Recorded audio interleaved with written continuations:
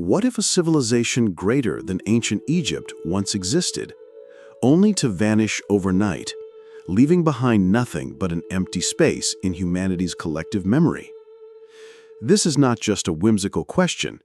It is the seed that has haunted humanity for more than 2,000 years, ever since the Greek philosopher Plato wrote about a legendary island called Atlantis. From that moment, the name became a symbol of all things mysterious: rise and collapse, glory and oblivion, hope and dread.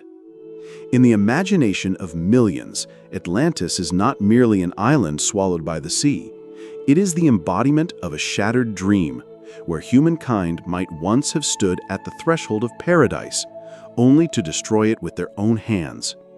That haunting question draws us into a labyrinth where science, mythology, and belief intertwine, igniting debates that have never ceased. Was Atlantis real or merely a philosophical metaphor? What is striking is this: if it were only a fabricated myth, why has the story endured across centuries, crossing borders and languages, inspiring thousands of books, films, and even real-life treasure hunts? Picture yourself sitting by the vast ocean, listening to the endless rhythm of waves, while beneath those deep blue waters may lie the remnants of a vanished empire. A city of radiant white stone, towering temples that pierce the sky, winding causeways paved with stone, machines driven by a power we still cannot comprehend. And then, in a single night, all of it descended into the abyss, devoured by the sea. This sudden destruction, the swiftness of it, is what sets Atlantis apart from other tales. Rome decayed slowly, the Harappan civilization faded gradually, but Atlantis fell in just one day and one night. That abruptness makes it feel at once mythical and like a memory of a real catastrophe our distant ancestors struggled to pass down. Some scholars believe Plato invented Atlantis purely as a moral lesson, a critique of arrogance and unchecked power. Yet others ask, how could he have described it with such vivid precision if it never existed? Concentric circles encircling the city, canals, palaces, harbors, these details seem too concrete, as though recalled from memory rather than conjured from imagination. Atlantis to us is a mirror of humanity itself, forever yearning to build paradise, yet always carrying within the seeds of self-destruction. Asking, what if Atlantis was real, is not just an intellectual game, it is an invitation to reflect on history, on what has been lost, and even on our own future. From the Renaissance onwards, scholars reignited the debate. In the 19th century, mystical movements poured fuel on the fire, turning Atlantis into a symbol of lost wisdom.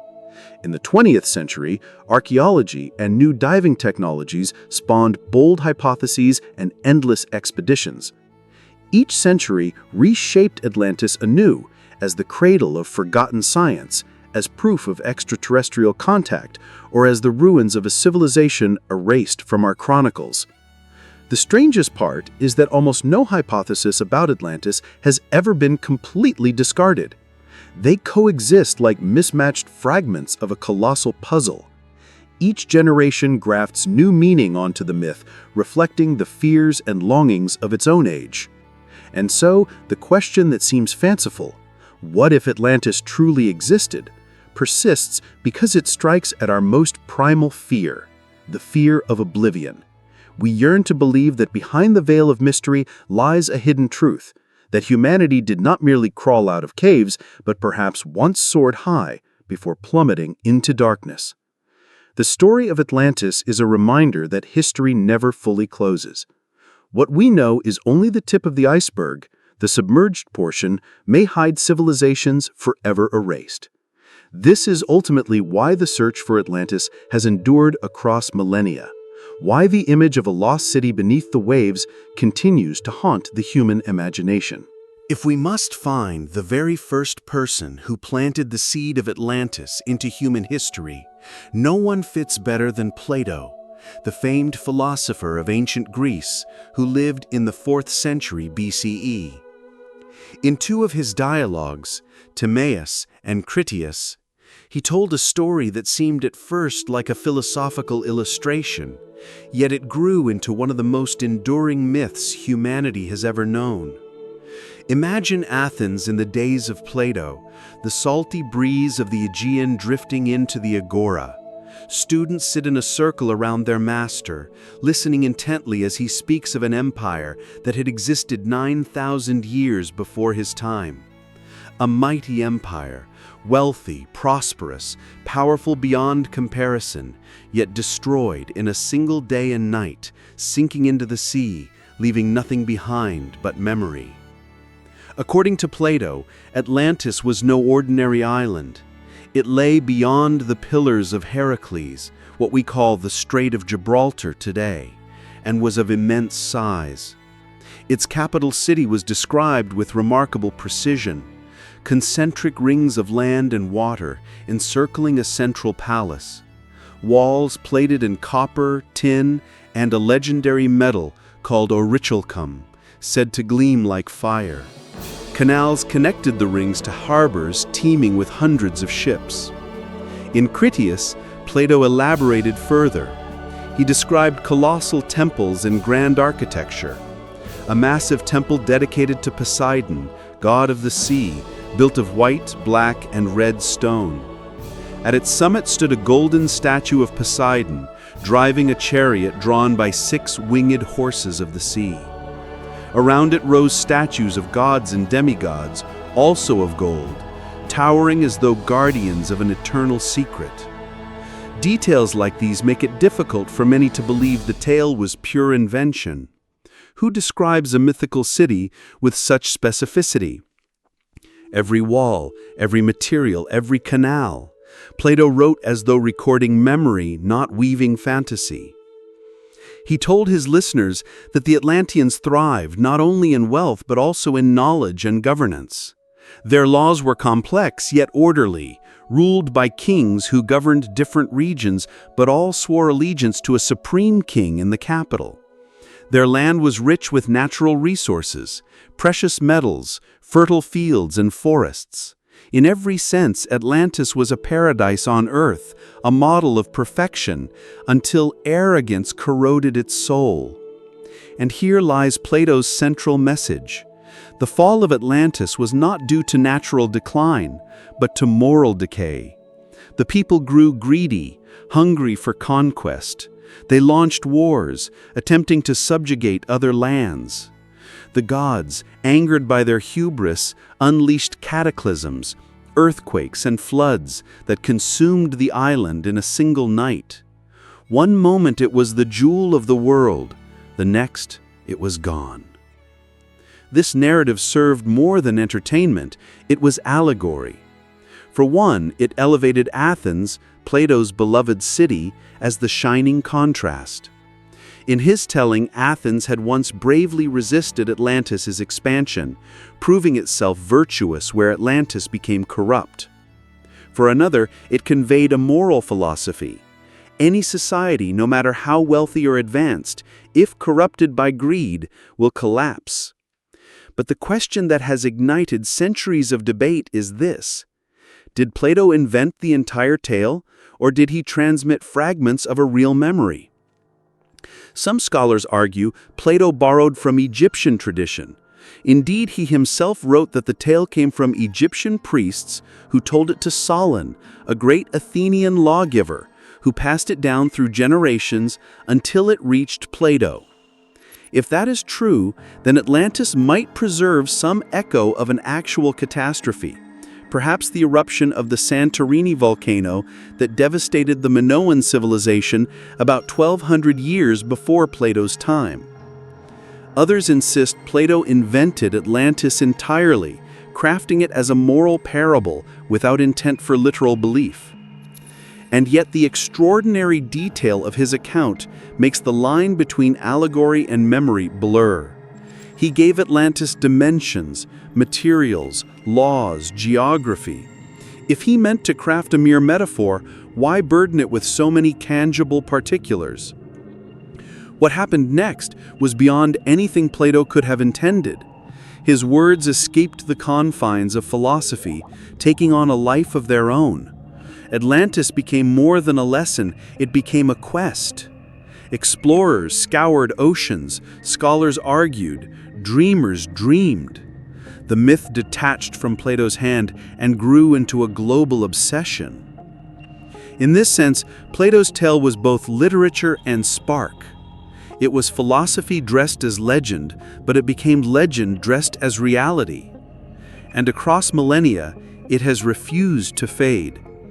Whether born of imagination or inherited from forgotten memory, Plato's story gave the world one of its most enduring enigmas, the vision of a perfect city swallowed by the sea and the tantalizing possibility that somewhere, beneath the waves, the ruins still wait. Countless myths from the ancient world have faded into obscurity. Some survive only as fragments, half-forgotten inscriptions on crumbling stone or whispered echoes in obscure texts. Yet Atlantis refuses to die.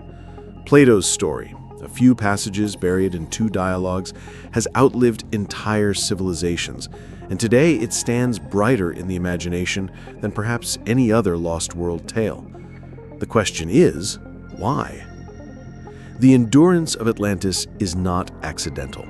At its heart, the myth taps into a deep human obsession, the simultaneous allure and dread of sudden catastrophe.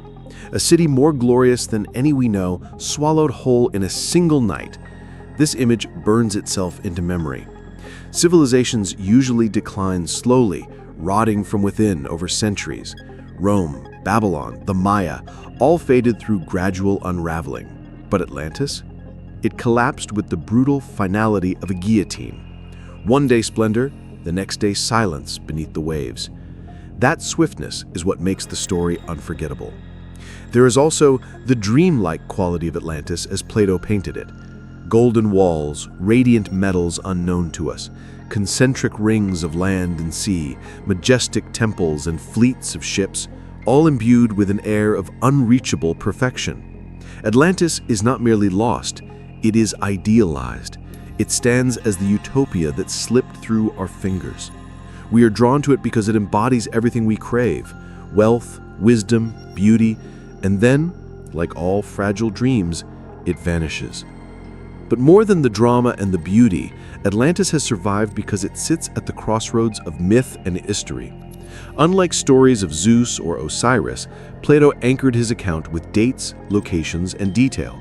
He claimed the island lay beyond the Pillars of Heracles, that it ruled vast territories, that its fall happened 9,000 years before his time. He gave Atlantis coordinates in both space and time. This gave later generations just enough plausibility to treat it as a mystery to solve rather than a fable to dismiss. Every era since Plato has projected its own anxieties and aspirations onto Atlantis. To the Renaissance, obsessed with rediscovering antiquity, Atlantis represented the possibility of ancient wisdom lost. To the mystics of the 19th century, it became a cradle of forgotten spirituality, a source of hidden power. In the 20th century, amid the rise of archaeology and science fiction, Atlantis transformed into a lost technological civilization. Some imagined steam engines or electricity pulsing beneath marble floors long before Edison or Tesla. Today, in a world haunted by climate change and ecological collapse, Atlantis feels like a warning. Civilizations can drown, literally and metaphorically, if they overreach. The myth endures because it is elastic. It can be a parable, a prophecy, a scientific mystery, or a romantic dream. It can be appropriated by philosophers, theologians, explorers, conspiracy theorists, or filmmakers. Each retelling is different, yet all are bound to the original image of sudden loss. The myth survives not in spite of its mutability, but because of it. And there is also the sea itself, the perfect stage for mystery. Oceans are vast, inscrutable, and they hide secrets well. We have mapped the surface of Mars more thoroughly than the depths of our own oceans. Who can say what lies beneath? The image of a drowned city resonates because it feels possible. Sunken ruins have been found in many places: Pavlopetri in Greece, Dwarka in India, Yonaguni off Japan, Each discovery, though not Atlantis, breathes new life into the hope that one day we might truly stumble upon its remains. Atlantis also endures because it speaks to something primal in human psychology, the fear of amnesia. We dread not only personal death, but cultural death, the erasure of memory, the loss of all we have built. Atlantis is a story of civilization's mortality. It whispers that nothing, however mighty, is permanent. By keeping Atlantis alive in our myths, we are secretly struggling against the possibility of our own disappearance. Consider how often Atlantis appears in art and culture. Writers from Francis Bacon to Jules Verne, from Thomas More to modern fantasy novelists have built upon its foundation. Movies conjure shining domes under the sea. Comic books turn it into kingdoms of superheroes. Video games let players wander its ruins. Each retelling is different, yet all are bound to the original image of sudden loss. The myth survives not in spite of its mutability, but because of it. And perhaps the most enduring reason of all is the tantalizing uncertainty. Plato left us neither proof nor closure. He provided enough detail to spark the chase, but withheld enough to keep the quarry always just out of reach. Atlantis is the riddle without an answer, the treasure map without an X. Humans are addicted to puzzles, and Atlantis may be the greatest unsolved puzzle of them all. When we hear of it, we are compelled to ask, was it allegory or memory? Did Plato invent, or did he preserve a fading whisper of something real? That ambiguity is the oxygen feeding the fire. Without resolution, the story is immortal. So, Atlantis endures, because it is beautiful, because it is terrifying, because it might be real, and because it can never be proven. It is a mirror in which each age sees itself, and a shadow that will never vanish from the collective imagination of humanity. If Atlantis ever existed, where was it? That single question has launched expeditions across oceans, filled libraries with speculation, and led dreamers to peer through waves in every corner of the globe. From the volcanic isles of the Mediterranean to the turquoise waters of the Caribbean, from the windswept coasts of Iberia to the vast Atlantic seabed, Atlantis has been found more times than any city in history, and yet never once with certainty. The earliest and most enduring candidate lies close to Greece itself, the island of Santorini, once known as Thera. Around 1600 BCE, Thera erupted with a fury that shook the ancient world. The explosion hollowed out the island, darkened skies with ash, and unleashed tsunamis across the Aegean. Some scholars argue that this disaster destroyed the flourishing Minoan civilization of Crete, and its echo, distorted through centuries of storytelling, became the legend of Atlantis. The concentric ring of Santorini's caldera eerily matches Plato's description of Atlantis's circular city. When tourists gaze into that jagged, sea-filled crater today, it is easy to imagine a mighty capital swallowed by fire and water. Yet others push beyond the Mediterranean.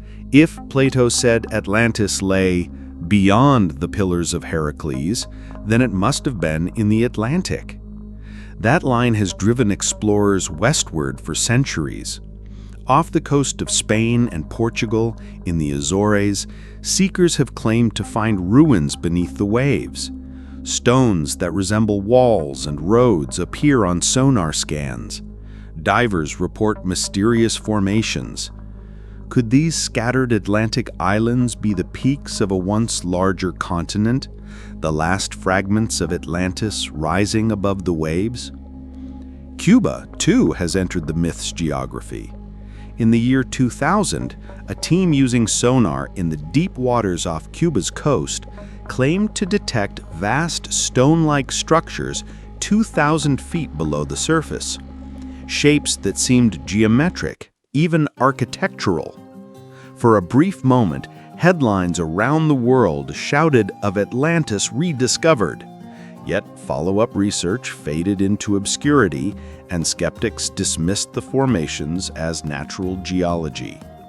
Still, the dream lingers, a city sunk in the Caribbean, hidden beneath the rolling blue. Further south, Central and South America have offered their own candidates. Some believe Atlantis was not lost to the sea at all, but hidden in plain sight. They point to the Mayan and Aztec civilizations with their towering pyramids and advanced astronomy as inheritors, or perhaps remnants of Atlantean wisdom. In the jungles of the Yucatan and the highlands of Peru, explorers whisper of cities that preserve knowledge carried from the drowned island.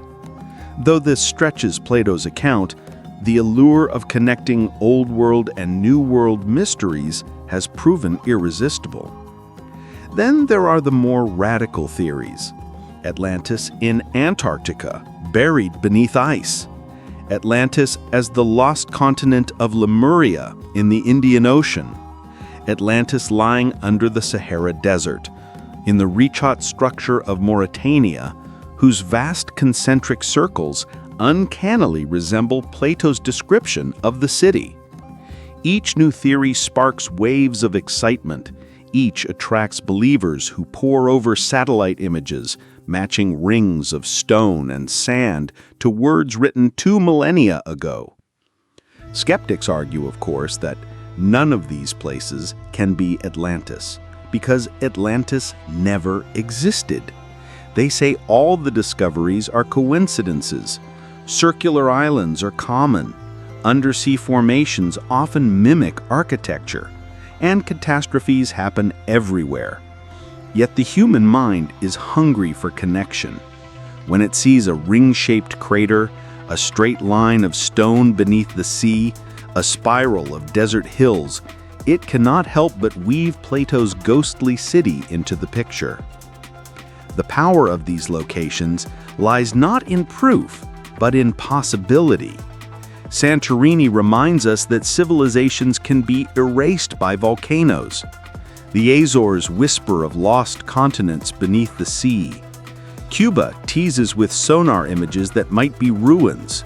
The Sahara shows us that deserts, too, can hide ancient secrets. Each site keeps the riddle alive. Each offers a stage where Atlantis might have played out its brief, shining history. And perhaps that is the true reason so many Atlantises exist. The story is not about one island, but about every place that carries the weight of mystery and disaster. Atlantis is a mirror we hold up to landscapes across the globe, asking, could it have happened here? Every culture has its flood myth, its tale of destruction and rebirth. By mapping Atlantis onto these sites, we are really mapping our fears and hopes onto the Earth itself. Still, the hunt continues. Submarines scan the ocean floor. Satellites sweep deserts and jungles. Amateur adventurers share grainy images online, pointing to lines and rings they swear are ancient walls. And always in the background, Plato's words whisper, pulling us back to the same question. If Atlantis was real, where did it sink? The world is full of ruins, some well-known, others still waiting beneath soil and sea. To search for Atlantis is to search for ourselves, for the hidden chapters of history that might rewrite everything we think we know. Whether it lies in the Aegean, the Atlantic, the Caribbean, or the Sahara, the dream persists because the map of our past still feels incomplete. Atlantis could be anywhere or nowhere. But as long as humans look at the horizon and wonder what lies beyond, there will always be another candidate, another expedition, another place to pin the legend. Atlantis survives because the Earth itself conspires to keep the mystery alive. Every great mystery craves evidence, some fragment of the material world to anchor itself in reality. Atlantis, though born in Plato's words, has accumulated a strange museum of supposed artifacts and ruins, pieces of stone, odd structures beneath the sea, whispers of ancient technology that together form a patchwork of possibility. None are conclusive, yet all are tantalizing. Consider the stones of Bimini Road in the Bahamas. In 1968, divers discovered a long stretch of flat, rectangular blocks lying beneath shallow waters. They appeared almost like a paved road, extending for hundreds of meters, with some stones fitted so neatly against one another that it seemed impossible they were natural. To many, Bimini Road was proof, the last remnants of Atlantis, a roadway that once connected temples and palaces. Newspapers proclaimed Atlantis found, and seekers flocked to the Caribbean. But scientists, cautious as ever, offered another explanation.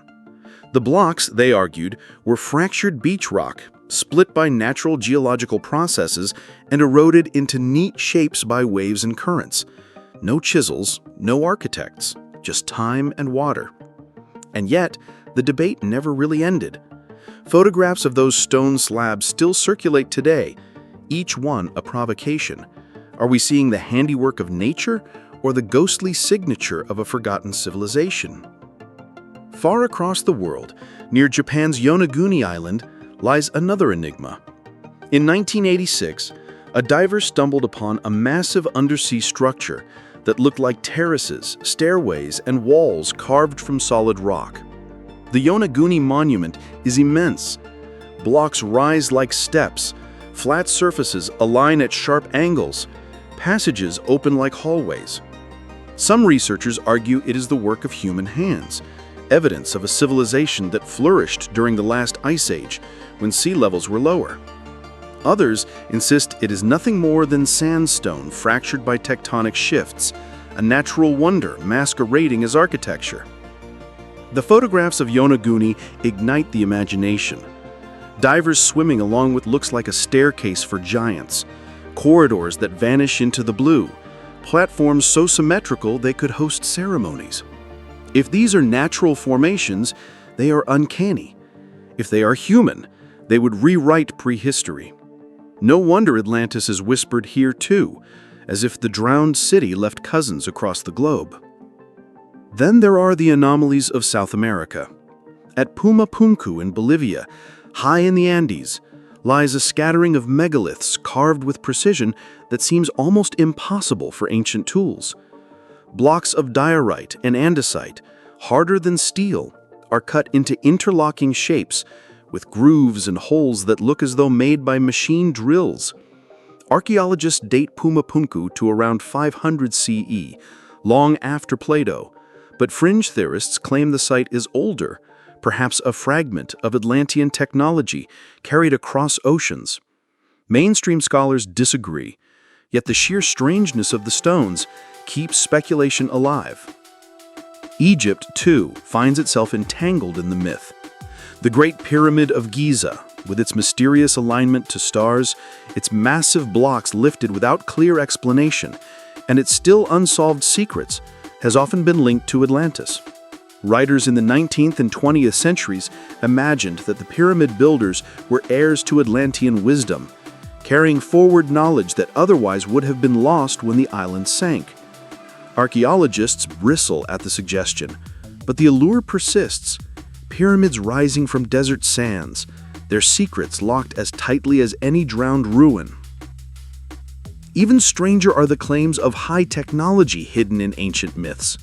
Some enthusiasts speak of orichalcum, the fabled metal of Atlantis, and point to ingots recovered from shipwrecks near Sicily as evidence. The metal turned out to be a copper-zinc alloy, remarkable but not miraculous.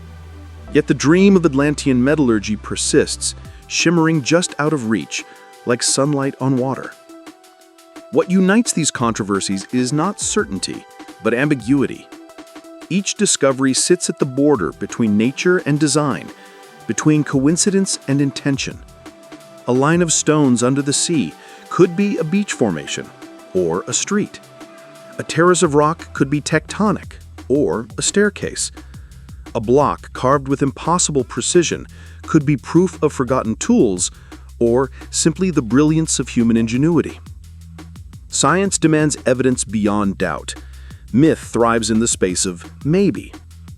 Atlantis survives in precisely that twilight. Each ruin, each anomaly, each mysterious stone feeds the hunger for answers, while never satisfying it. And so divers return, again and again, to Yonaguni, scanning the edges of its terraces with cameras and lights. Tourists snorkel over Bimini Road, dreaming of walking the boulevards of Atlantis. Archaeologists measure the angles of Pumapunku, while fringe theorists publish books proclaiming machines and lasers in prehistory. The debate continues, not because we can prove Atlantis, but because we cannot disprove it completely. Perhaps the truth is simpler.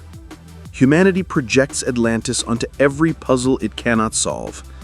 When we see a block too perfect, a road too straight, or ruins too old, we whisper the name of the drowned city. It is our way of keeping the myth alive, of refusing to accept that we know all there is to know. Atlantis is not in the evidence, it is in the interpretation. Stones lie silent, the ocean guards its secrets. But as long as we find structures that blur the line between nature and design, Atlantis will rise from the depths, summoned not by archaeology, but by imagination. Atlantis is more than a drowned city. It is a mirror held up to the story of humanity itself. When people imagine it, they rarely stop at stone temples or golden walls. They imagine knowledge, an inheritance that slipped through our fingers. If Atlantis truly existed, what would that mean for the timeline of human evolution? Could it imply that civilization has risen not once, but many times, each ascent interrupted by catastrophe? Mainstream science tells us that Homo sapiens emerged roughly 300,000 years ago, and that the first true civilizations, cities, writing, monumental architecture, appeared only within the last 6,000 years. Between those dates stretches a vast prehistory filled with hunter-gatherers, stone tools, and slow development. By this account, Atlantis is impossible.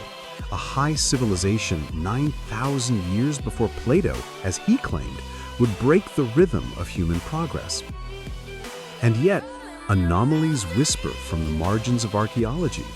Stone structures older than expected, like Göbekli Tepe in Turkey, built around 9600 BCE with its massive carved pillars arranged in circles, suggest that complex society may have roots deeper than textbooks once admitted.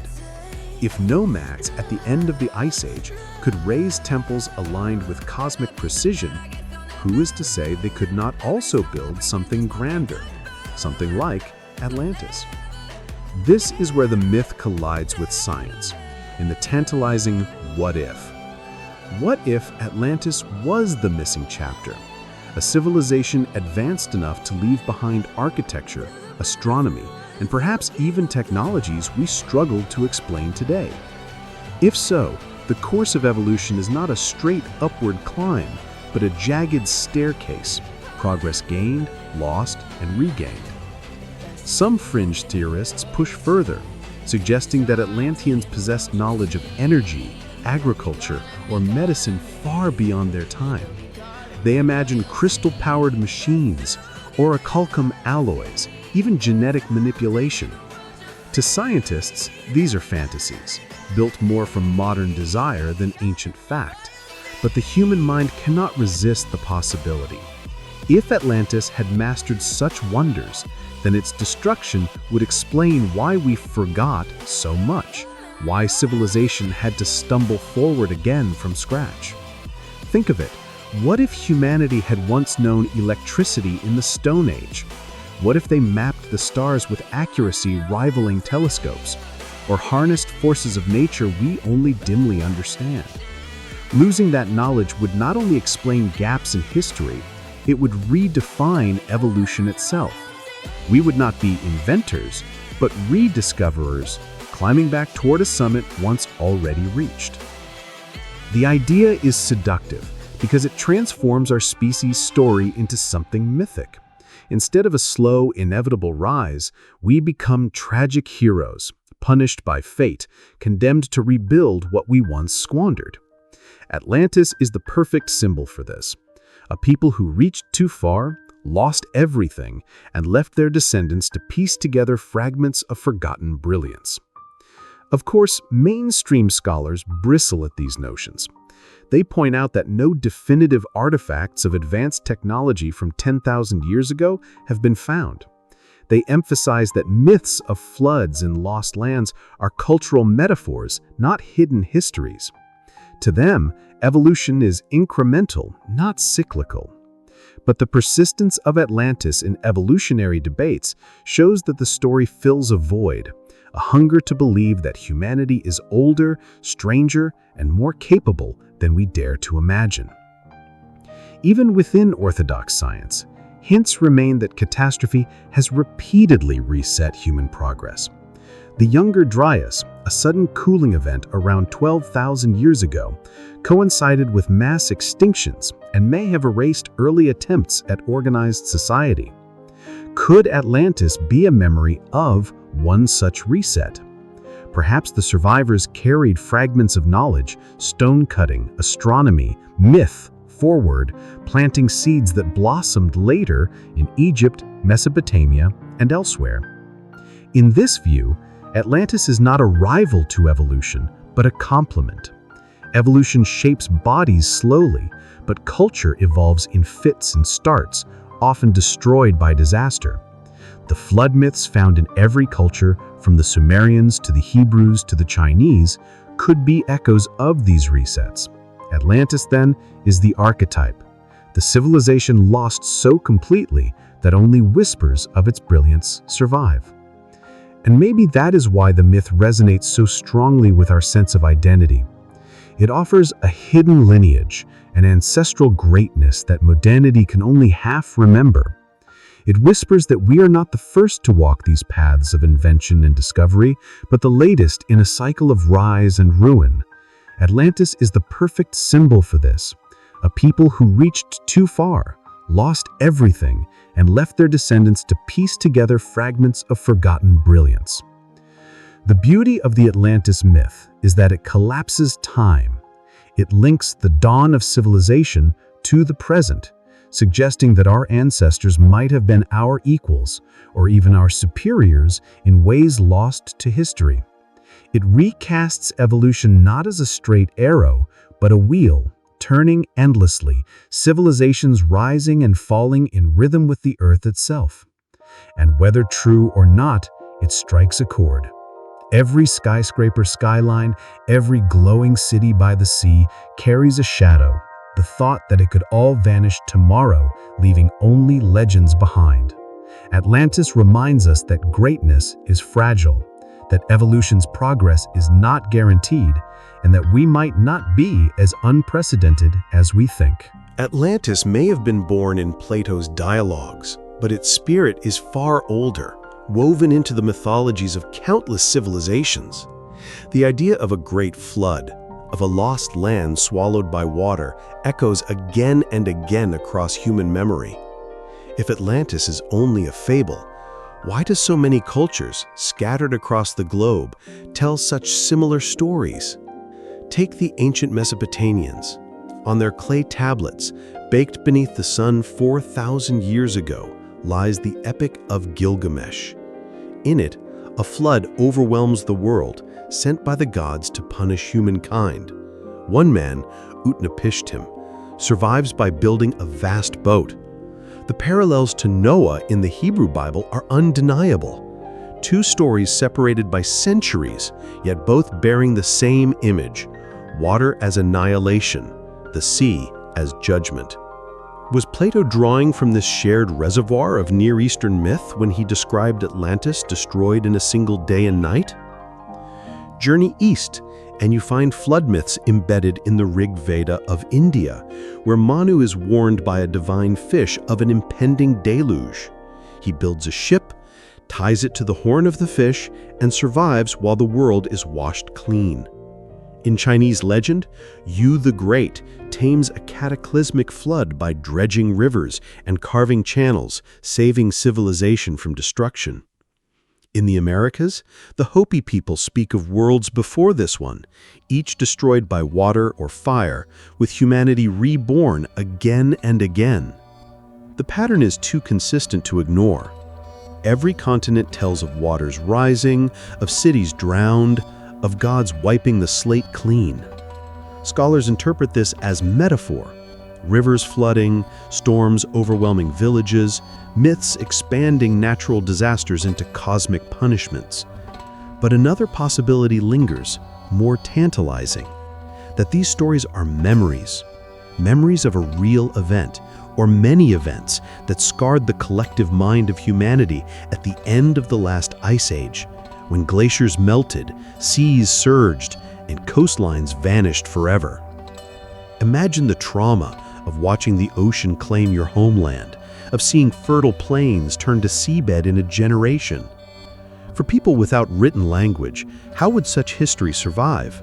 Through myth, through stories told by firelight, passed down for thousands of years, transforming into legends of wrathful gods and lost lands. Atlantis in this light is not a lone invention, but one voice in a chorus of flood myths spanning the globe. What makes Plato's account unique is its precision. While most myths speak vaguely of a flood that consumed the world, Plato described a specific island, a specific society with architecture, politics, and geography. His Atlantis feels less like an archetype and more like reportage. Yet the resonance with other traditions is striking. Could Atlantis simply be the Greek version of humanity's oldest memory, the memory of water devouring civilization? There is also the theme of punishment. In nearly every culture, the flood comes not as accident, but as justice. Humans grow arrogant, corrupt, or forgetful of the gods. The sea rises to cleanse. Plato said exactly this of Atlantis. Its people fell into decadence, waging war against their neighbors, and were struck down by divine wrath. The moral is the same in Mesopotamia, India, China, and the Americas. Pride precedes the deluge. But these parallels also raise unsettling questions. Why water? Why destruction by sea again and again? Fire, famine, earthquakes, these exist too, but the flood myth dominates. Perhaps it is because water is universal. Every people lives near rivers or coasts, and rising water is one of the most visible, terrifying forces of nature. Or, just perhaps, humanity really did share a single catastrophe, a flood vast enough to echo across continents, remembered differently in each tongue. Modern geology hints at possibilities. Around 12,000 years ago, as the last ice age ended, sea levels rose by more than 100 meters. Entire coastlines disappeared. Fertile bridges that once connected islands and continents sank forever. The Black Sea flood theory suggests a massive inundation that transformed a freshwater lake into a saltwater sea, inspiring the flood myths of Mesopotamia. If true, Atlantis may not be unique at all. It may be the Greek reflection of a global trauma, one remembered in myth long after the waters receded. For believers, these parallels are not coincidence, but confirmation. How could so many peoples invent the same story unless they were all remembering the same truth? Atlantis then becomes not just a lost city, but a cipher. Proof that myths encode history, that legends preserve memory. For skeptics, however, the universality of flood myths proves the opposite, that humans everywhere faced floods and everywhere turned them into stories. No Atlantis required. And yet, whether coincidence or collective memory, the effect is the same. Atlantis feels larger than life because it is part of a pattern larger than Plato. When we hear the tale, we recognize it. We have heard it before in Noah, in Manu, in Yu, in Utnapishtim. Atlantis is not isolated, it is archetypal. That may be why the story endures. We are wired to respond to flood myths, to tales of hubris and downfall, of survival and rebirth.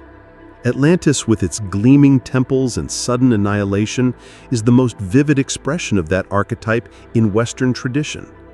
It speaks the same language as the rest of humanity's oldest stories. Beware arrogance. Honor the gods.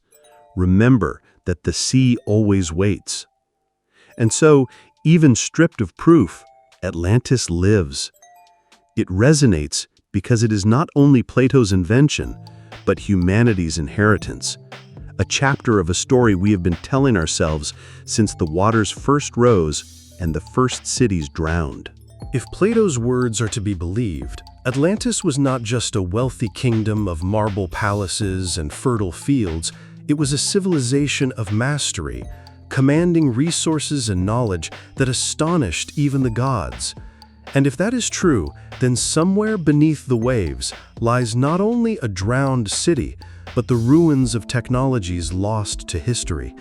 Technologies that, if rediscovered, might transform our world. The most famous of these mysteries is orichalcum. Plato described it as the second most precious substance after gold, a metal mined from the earth of Atlantis itself, gleaming with a fiery luster. Ancient readers puzzled over what it could be. Was it copper mixed with gold? A rare alloy unknown to us? In 2015, divers recovered dozens of ingots from a 2,600-year-old shipwreck off Sicily, and analysis revealed a brass-like alloy of copper and zinc. Scientists declared it a likely candidate for orichalcum, yet the allure of something greater lingers. A metal with properties we have yet to replicate, glowing like embers in the dark. But the true legends of Atlantean technology go further, far further. In the fevered imaginations of mystics and speculative historians, Atlantis becomes a civilization not of bronze and stone, but of energy and crystal. They speak of towers channeling the power of the sun, of enormous crystals that stored and transmitted energy across the city, lighting streets and fueling machines. Some even claim that Atlanteans harnessed the Earth's natural resonance, drawing power from magnetic fields and currents deep below the sea. These stories, of course, are not science, but dream. Yet they persist, because they strike a chord in us. We live in an age defined by technology, always haunted by the suspicion that we are not the first to touch such power. If Atlantis mastered forces we cannot understand, then its destruction becomes a parable. Technology without wisdom is ruin.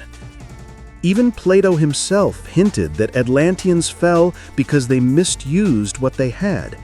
Their knowledge, once pure, turned to ambition and conquest.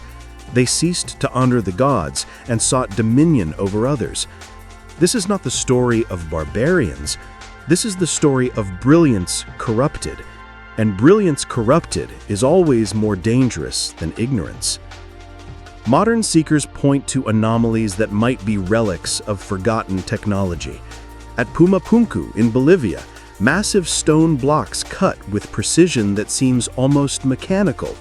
In Egypt, the Great Pyramid aligned so exactly with celestial points that some insist it encodes knowledge of astronomy beyond its time. Could these be echoes of Atlantean science, fragments carried by survivors to other lands?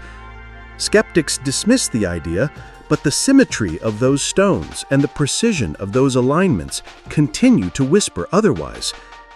The allure of forgotten technology also answers a deeper hunger. We want Atlantis to have been more than marble palaces because we want to believe humanity is capable of more than we see. The myth becomes a mirror of our own aspirations. Just as we dream of limitless energy and sustainable civilizations, so we project those dreams onto Atlantis, imagining that they achieved what we strive for and lost it. Some even imagined that Atlantis' downfall was technological. Perhaps, they speculate, the Atlanteans triggered the disaster themselves. A weapon too powerful, an energy source unleashed, a hubristic experiment that shattered their island and dragged it beneath the sea. In this way, Atlantis becomes the ultimate cautionary tale, the civilization undone not by enemies or chance, but by its own genius. It is striking how often modern retellings of Atlantis emphasize its technology. In comic books and films, Atlanteans wield advanced machines, submarines, and energy weapons. In New Age literature, they are masters of healing crystals, psychic communication, and flight. The specifics change, but the theme remains. Atlantis had something extraordinary, and we have forgotten it. Is it possible? Could an ancient civilization have developed technologies that left no trace? Mainstream science says no. Metal corrodes, machines rust, and evidence endures. But the ocean is vast, and time is merciless. If Atlantis sank 10,000 years ago, its ruins may lie beneath miles of sediment, its tools dissolved, its metals reclaimed by salt. What remains are stories, like smoke rising from a fire long extinguished. And yet stories matter, for in them lies the suggestion that our ancestors were not helpless wanderers, but visionaries, that perhaps we are not at the beginning of the story of technology, but in the middle, climbing back toward a peak already scaled once before.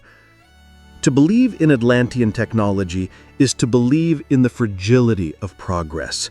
It is to imagine that greatness can vanish, that knowledge can be erased, leaving descendants to reinvent fire and wheel while the memory of light and flight lingers only in myth. It is also to recognize the danger of forgetting. If they fell by misusing their brilliance, what prevents us from repeating their fate? Atlantis, in the end, is a parable of invention as much as of destruction. Its forgotten technologies are not simply machines, they are symbols of both possibility and peril. They remind us that the line between wisdom and hubris is razor thin, and that civilizations, no matter how advanced, are only ever a storm away from silence. For some, the story of Atlantis is not merely human. Its temples, technologies, and sudden fall suggest something stranger, that the Atlanteans were not entirely of this earth. In this vision, Atlantis becomes more than a drowned city. It becomes a bridge between humanity and the stars. The roots of this idea stretch back to the late 19th century, when mystics like Helena Blavatsky spoke of Atlantis as the cradle of a root race, beings who possessed powers beyond modern comprehension. Later, in the 20th century, the explosion of science fiction and UFO lore gave new fuel to the imagination. If the gods of ancient myths were visitors from the cosmos, then perhaps Atlantis was their colony, a beacon of alien knowledge planted on Earth long before history began. Consider the problem of orichalcum, that mysterious Atlantean metal Plato described. Some see it as proof of advanced metallurgy, others as evidence of exotic materials unknown to our planet. What if it was not forged in earthly furnaces at all? What if it was gifted or left behind by beings who traveled across the stars? And then there are the anomalies, the precision of ancient stonework, the alignments of monuments to celestial bodies, the uncanny similarities in myths of gods descending from the sky. Could Atlantis have been the hub where such knowledge was concentrated? A city where humans and gods walked together? The extraterrestrial hypothesis paints Atlantis as a hybrid world, its people either direct descendants of visitors or humans uplifted by alien contact. They built not only with stone and bronze, but with energy and machinery beyond our present grasp. Some even suggest that legends of crystal towers and energy beams are memories of alien technologies, machines that hummed with forces drawn from the cosmos. If true, then Atlantis's destruction takes on new meaning. Perhaps it was not divine punishment nor natural disaster, but departure. Maybe the beings who seeded the civilization withdrew, leaving the island to collapse without their guidance. Or worse, perhaps their experiments failed, and the city was abandoned like a broken colony. This vision of Atlantis as extraterrestrial colony is thrilling, but also unsettling. It strips humanity of its pride, suggesting that we are not the first or the greatest, only heirs to something larger. It gives us kinship with the cosmos, while also giving us a warning. Civilizations rise and fall, even among the stars. Of course, science demands evidence. No spacecraft lies in the silt of the Atlantic. No alien artifacts have been found in Santorini's ash. Every claim dissolves under scrutiny, leaving us with myth and speculation. But myths are powerful, and sometimes they endure not because they are true, but because they feel true. Atlantis as a city of the gods, whether gods from Olympus or from Orion, resonates with the oldest human longing, to look up at the night sky and see ourselves reflected there. Perhaps that is Atlantis's ultimate gift. Whether its people were human, divine, or extraterrestrial, the story insists that we are connected to something greater, that our history does not end at the shoreline, nor at the edge of the atmosphere, but extends outward into seas and stars alike. And if so, then Atlantis is not just a lost city, but a reminder. We are not alone in our quest for meaning, and the universe is stranger than we dare to imagine. If Plato gave birth to the myth of Atlantis, it was popular culture that raised it, dressed it in countless disguises, and released it into the imagination of the world. No other legend has been so eagerly adopted by artists, writers, filmmakers, and dreamers. Atlantis has become not just a lost city, but a stage upon which humanity plays out its deepest hopes and fears. The Renaissance was one of the first rebirths of Atlantis. As Europe rediscovered classical texts, thinkers like Francis Bacon seized upon the story. In his New Atlantis, 1627, Bacon reimagined the island not as a fallen empire, but as a utopia of science and enlightenment, a place where knowledge was revered and progress was sacred. For Bacon, Atlantis was not a warning of corruption, but a blueprint for the future. This set the tone for centuries to come, Atlantis as a mirror, reflecting whatever vision each age longed for. By the 19th century, the myth had become entangled with both mysticism and adventure. Writers like Ignatius Donnelly popularized the idea that Atlantis was a real, historical civilization whose refugees seeded cultures around the world. In his 1882 book, Atlantis, the Antediluvian World, Donnelly argued that Egyptians, Mayans, and even Norse myths all traced their roots to the drowned island. His work, widely read, gave Atlantis scientific credibility it had never possessed, and launched a wave of speculation that still echoes today. From there, Atlantis surged into literature. Jules Verne's 20,000 Leagues Under the Sea imagined Captain Nemo guiding his submarine past Atlantean ruins beneath the ocean. In the pulp magazines of the early 20th century, Atlantis became a playground for fantasy and science fiction, home to sorcerers, superhumans, and hidden technologies. Comic books soon followed. In DC Comics, Atlantis is the kingdom of Aquaman, a sprawling underwater realm mixing myth with superhero spectacle. Marvel, not to be outdone, gave us Namor the Submariner, another Atlantean monarch torn between land and sea. Cinema, too, could not resist. In 1913, Atlantis appeared on film in a silent Danish production. Disney revived it with Atlantis, The Lost Empire, 2001, a colorful reimagining filled with crystals, flying machines, and an ancient language. Countless documentaries, from History Channel specials to YouTube series, claim to investigate the truth behind the myth, keeping it alive in the popular imagination. Even video games, from Assassin's Creed Odyssey to Civilization, have woven Atlantis into their digital worlds, letting players walk its streets or conquer its mysteries.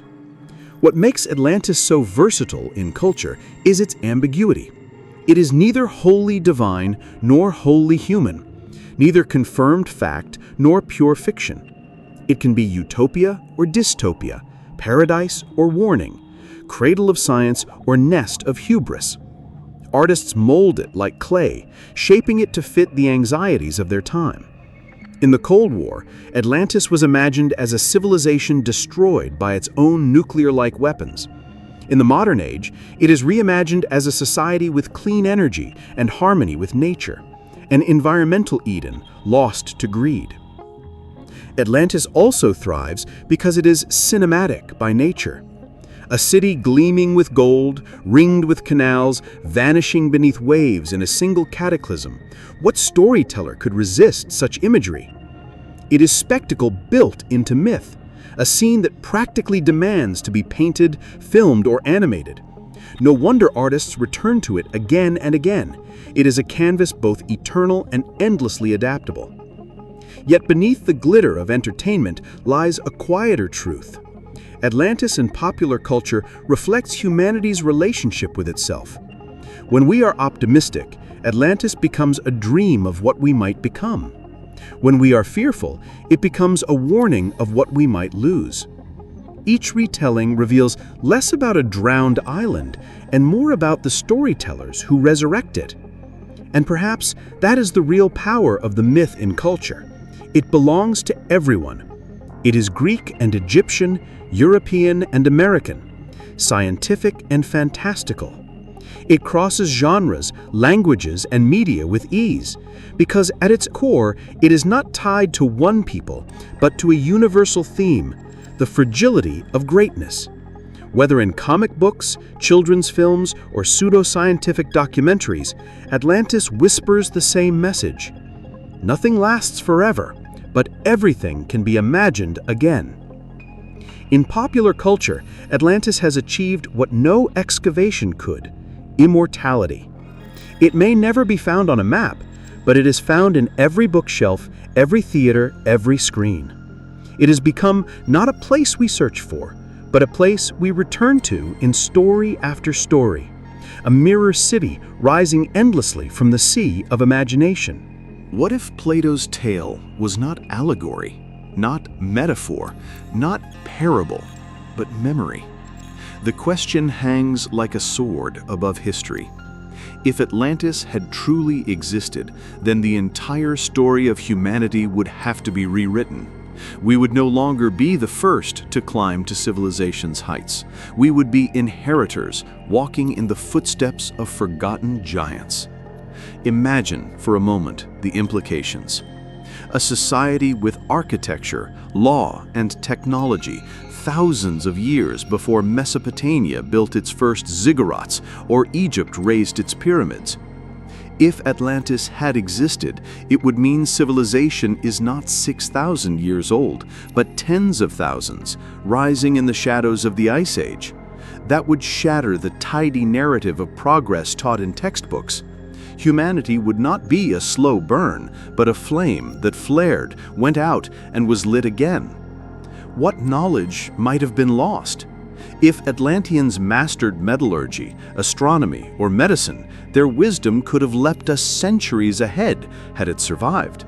Imagine antibiotics in the Bronze Age, electricity in Rome, rockets in the Middle Ages. The course of history would curve in unimaginable directions. Perhaps we would already be a spacefaring species, not just beginning to reach for the stars. But perhaps the greatest implication would be cultural. If Atlantis had truly existed, then myths around the world of floods, gods, and golden ages might not be myths at all, but records of encounters with its survivors. Egyptian priests, Mayan astronomers, Sumerian kings, could they have been students of Atlantean refugees? The similarities in architecture, myths, and mathematics across distant civilizations might be reinterpreted not as coincidences, but inheritance. Atlantis would become the Rosetta Stone of human culture. And yet, to believe in Atlantis as real also means accepting that greatness is fragile. The Atlanteans, if they existed, were not immune to collapse. They rose, they thrived, they fell. Their brilliance could not save them from disaster, whether divine, natural, or self-inflicted. That lesson would echo louder than their achievements. No civilization, however mighty, is immortal. The psychological impact would be profound. Humanity often tells itself that we are special, unique, the pinnacle of history. If Atlantis had existed, that illusion would shatter.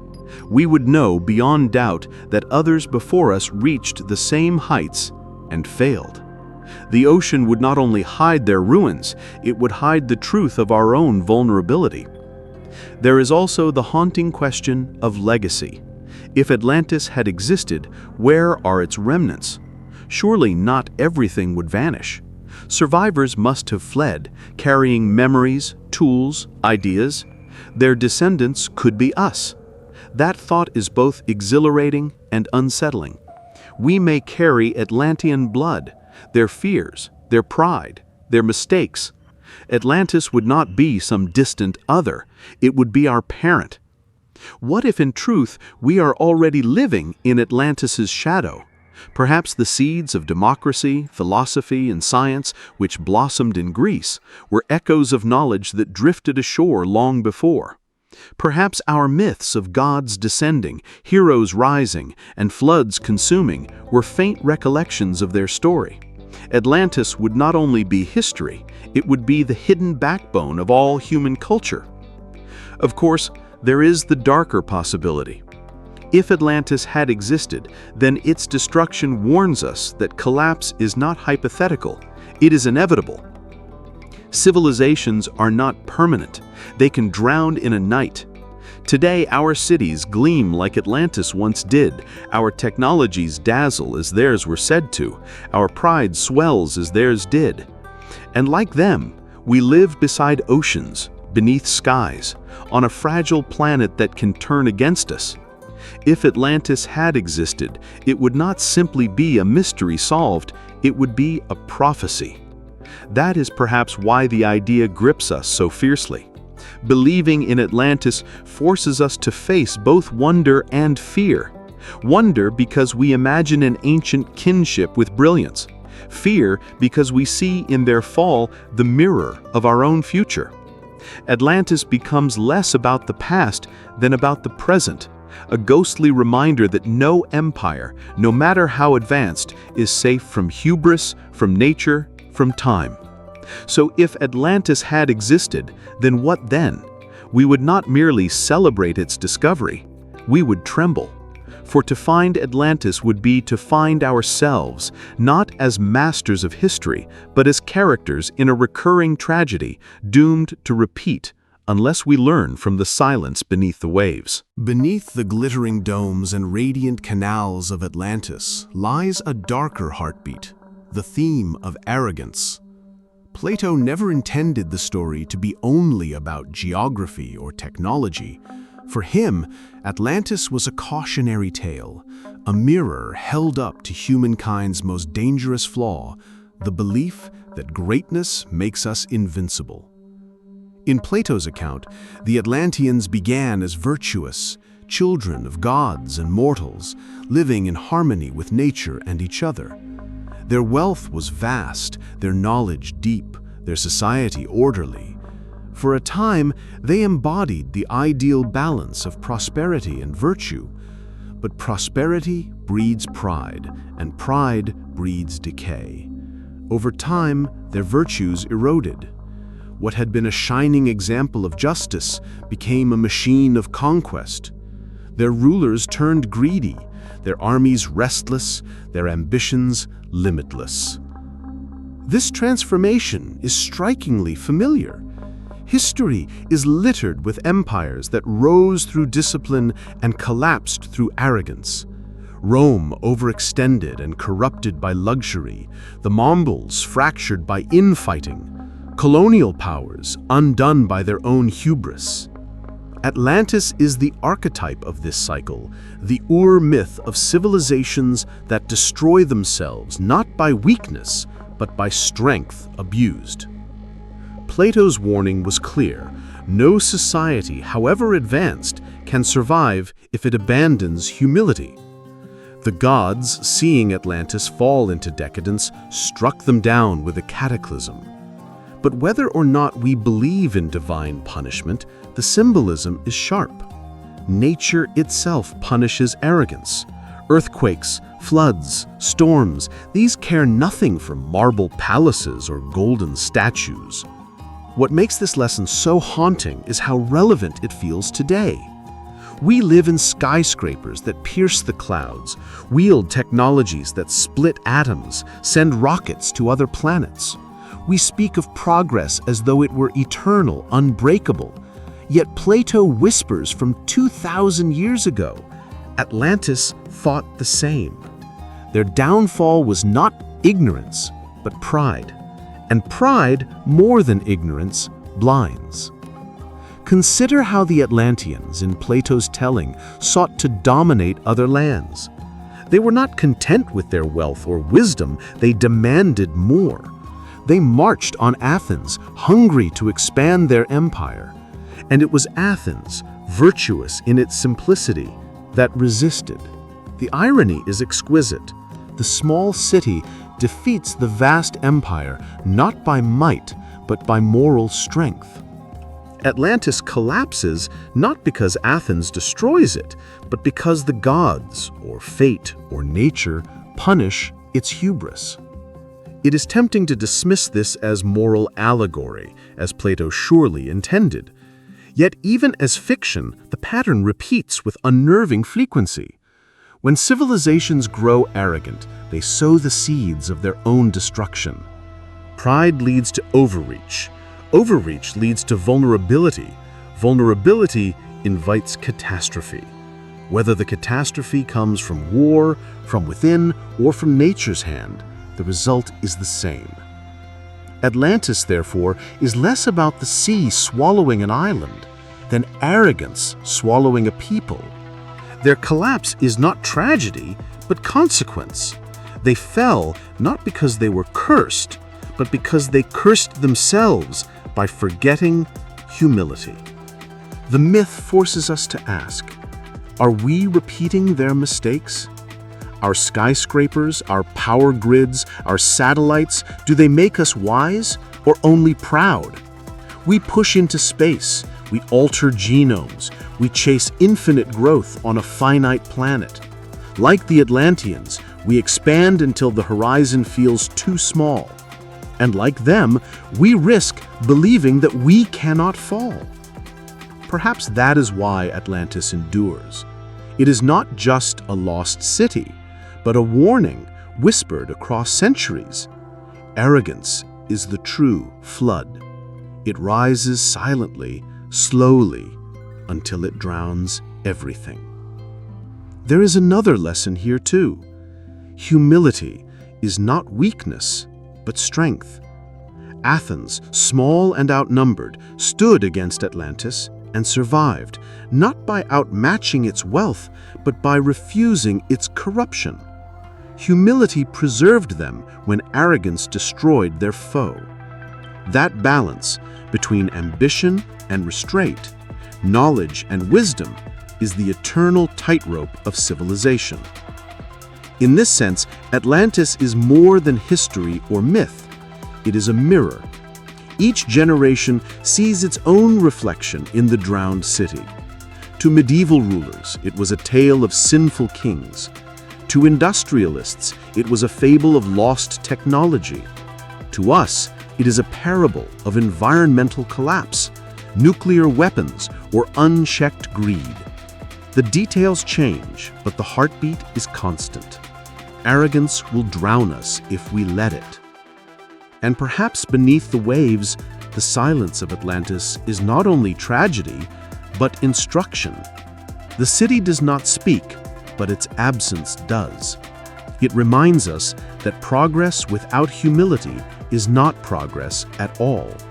It is hubris disguised as destiny. and destiny, when mocked, has a way of answering.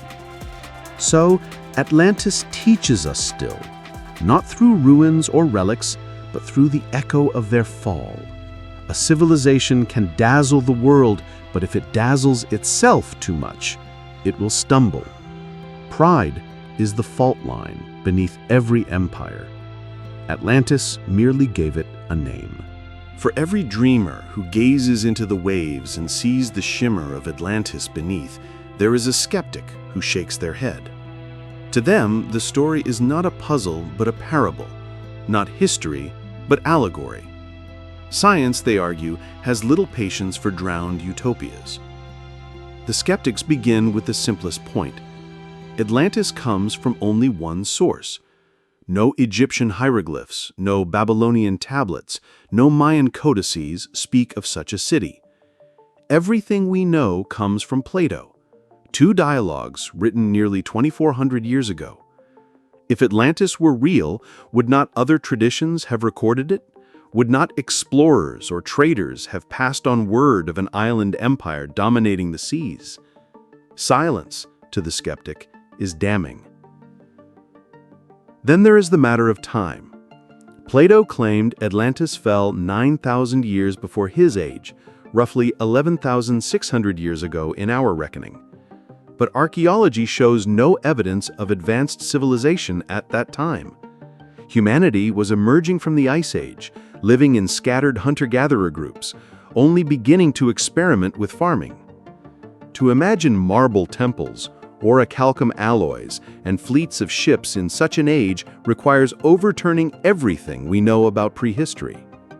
Skeptics argue that such a leap is unjustified without overwhelming evidence.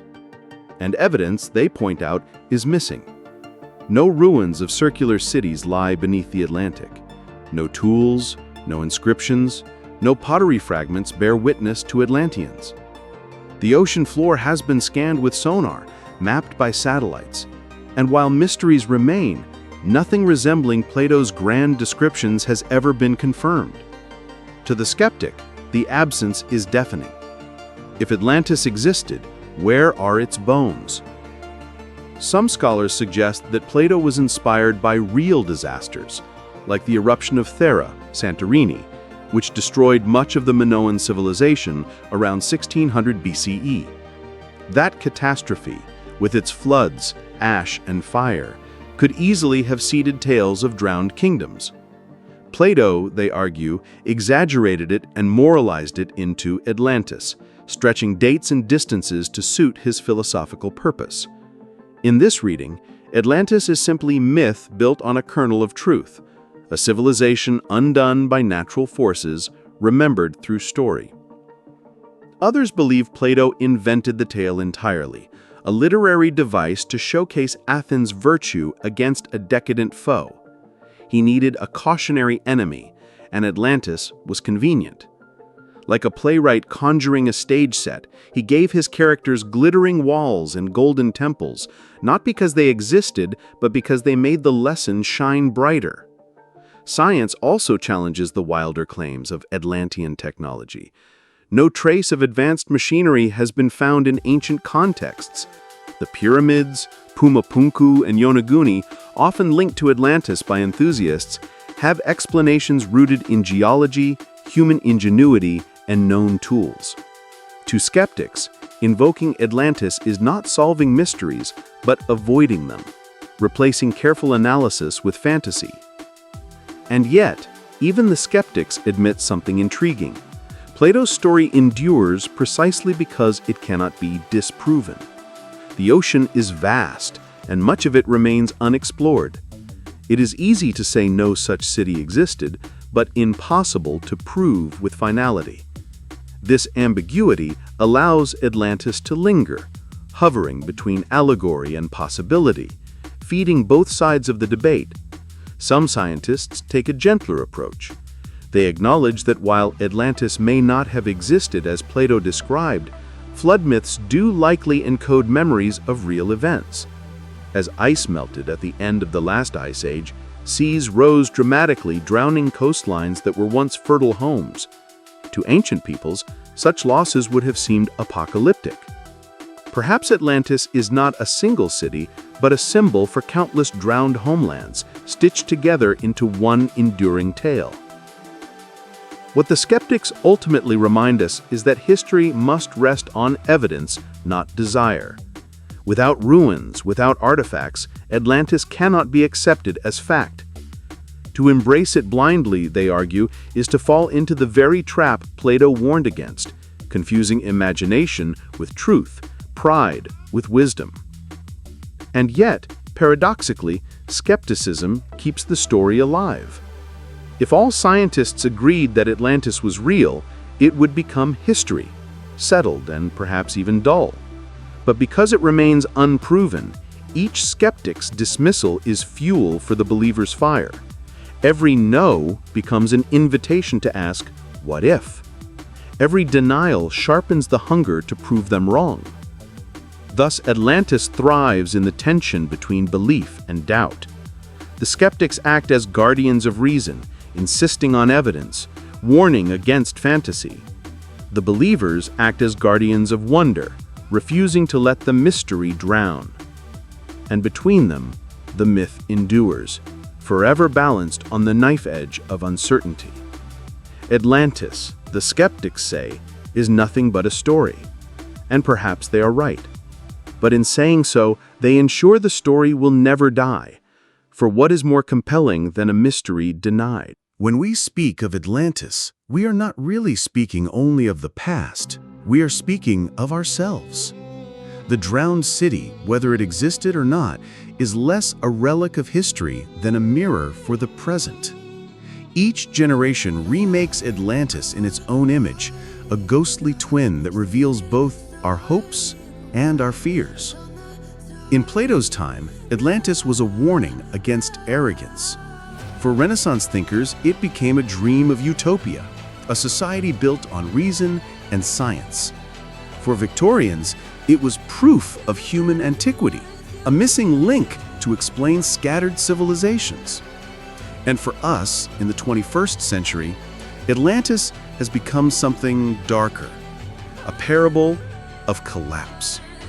We live in a world that feels strangely Atlantean. Our cities glitter at night, like Plato's descriptions of temples covered in shining metal.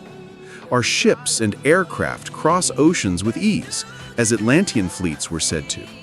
We command power over atoms and genomes, technologies as strange to earlier ages as crystal towers might have been. Yet beneath the brilliance lurks fragility. Climate change raises seas inch by inch, echoing the waves that swallowed Atlantis. Megastorms batter coasts, earthquakes topple cities, ice sheets melt into oceans. Suddenly, Plato's story does not feel like allegory. It feels like prophecy. Atlantis speaks to us because it captures the duality of civilization. Extraordinary achievement coupled with extraordinary vulnerability. Our skyscrapers soar, but they stand on trembling ground. Our networks span the globe, but they can collapse with the flicker of a circuit. We are mighty, but not invincible. And that is the very lesson Plato embedded in his myth. The arrogance of Atlantis is not just theirs, it is ours. We believe that technology will save us from nature, that progress is irreversible, that no disaster could truly topple us. Yet, the ruins of history whisper otherwise. The Maya, the Khmer, the Romans, all thought themselves secure. All fell. Atlantis reminds us that collapse is not an exception in human history, it is the rule. But there is more than fear here. There is also reflection, even inspiration. If Atlantis teaches that civilizations can fall, it also teaches that they can rise again. Myths of survivors carrying wisdom across the seas mirror our own resilience. Humanity has endured floods, plagues, wars, and extinctions, and still we build anew. The story of Atlantis reminds us that while cities may drown, memory endures, carried forward in story, myth, and culture. For modern civilization, Atlantis is both warning and challenge. The warning is clear: unchecked ambition, environmental disregard, or technological hubris could sink us as surely as any wave. The challenge is subtler: to prove ourselves wiser than the Atlanteans, to build not only high, but sustainably, not only powerful, but humbly. When we stare at the ruins of past empires, we see what happens when societies ignore balance. Atlantis crystallizes this truth in a single dramatic image, an island swallowed by the sea. It forces us to confront uncomfortable questions.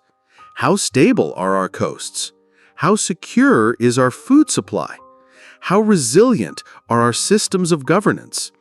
If the answer is not strong enough to survive catastrophe, then the myth of Atlantis is not fantasy. It is a warning label on our present.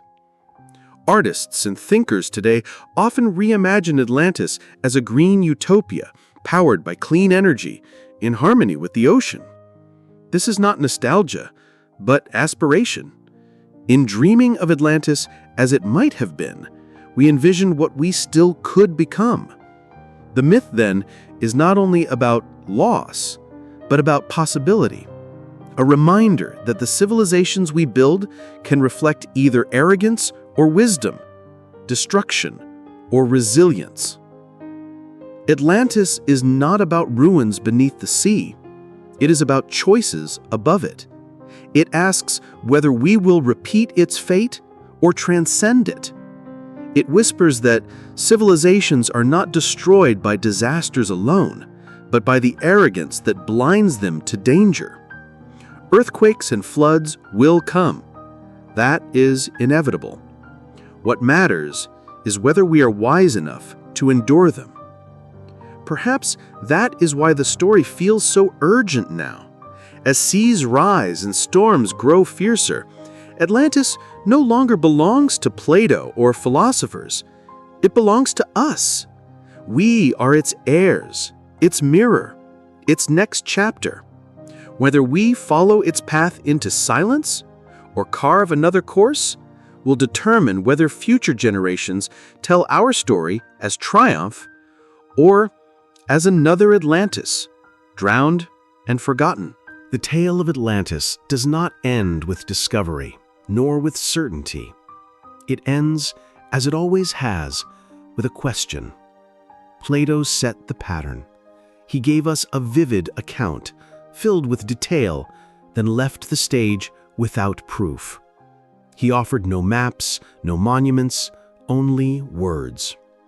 For more than 2 millennia, humanity has been chasing those words across oceans and deserts, through libraries and laboratories, never quite catching them. Atlantis remains, even now, just out of reach. Perhaps that is its true genius. A solved mystery loses its magic. A city found would become another entry in an atlas, its ruins fenced and catalogued, its story reduced to facts and footnotes. But a city lost, forever just beyond the horizon, can live eternally.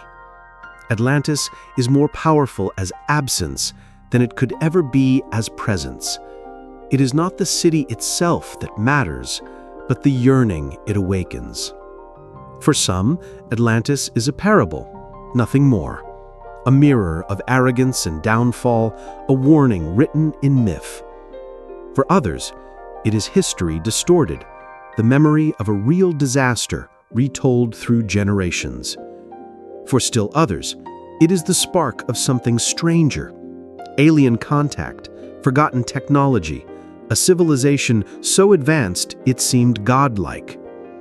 Each interpretation says as much about the teller as about the tale. Atlantis is protean, changing shape to reflect our fears, our hopes, our imaginations. And so we are left in the in-between. The scientists demand evidence and find none. The dreamers point to anomalies and see signs. The storytellers spin new visions from old words. Between fact and fiction, truth and imagination, Atlantis drifts like a phantom island, visible in our minds, if not on our maps. But perhaps this uncertainty is not a flaw. Perhaps it is the point. Atlantis is not an answer, but an invitation. It asks us to look deeper, into the sea, into the past, into ourselves. It reminds us that history is fragile, that knowledge can vanish, that greatness can drown.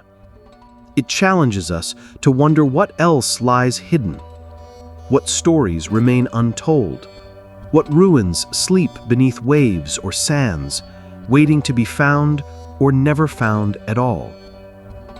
The open ending is what keeps Atlantis alive.